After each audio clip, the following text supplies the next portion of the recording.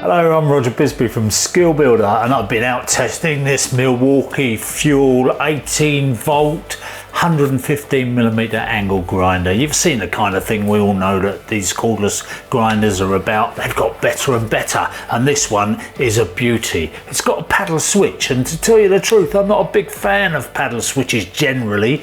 I prefer the little switch on the back because you can hold it on, but they do get clogged up with dust. So in actual fact, I found this paddle switch works really well.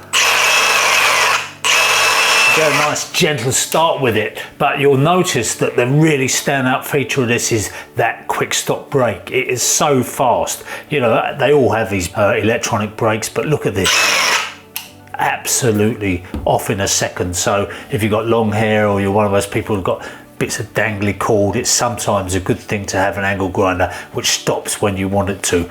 Not that I'm encouraging you to wear loose fitting clothing and long hair when you're using an angle grinder. Don't do that. Another great feature of this is this little button here which changes the guard position around, so you can press the button in and you can just swivel that guard around to wherever you need it. Doesn't actually make it easy to take off. I was thinking some of those quick release guards you get, you unflick them, you can take the guard off, but you've still got to undo the screws on this one to get the guard off, which is a good thing because you do see people using these, especially tilers, using them without a guard, and that's never a good idea. They do actually give you two guards for this as well. So the other one is slightly more enclosed just to cover the back of the blade, but obviously we've got the usual brake stop here for changing the blade.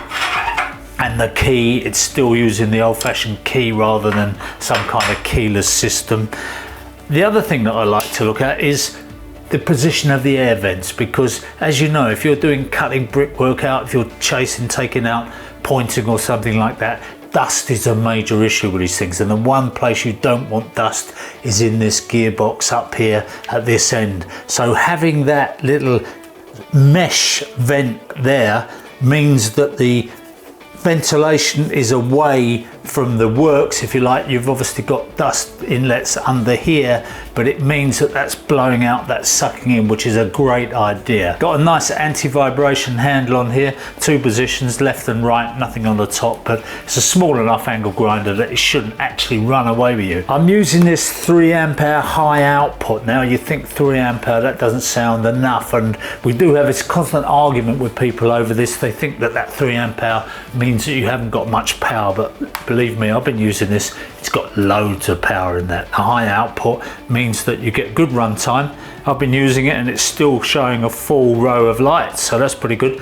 And on the back here is our speed control. In actual fact, I was using it quite a lot of the time on the minimum speed, and then I dialed it up a bit and I was amazed at just how fast this goes.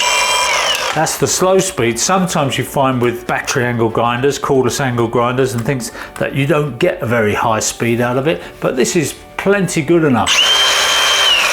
And I'd say comparable to a lot of mains powered units, definitely. And of course it means you haven't got the cord, which is a major benefit sometimes, because when you use an angle grinder, it's all too easy to cut through that cord. So I'm Roger Bisbee. I hope you found that useful. I've got to say, I'm very impressed by this angle grinder, and if you're running that M18 platform and you want to buy the naked body, you can, and makes perfect sense to me.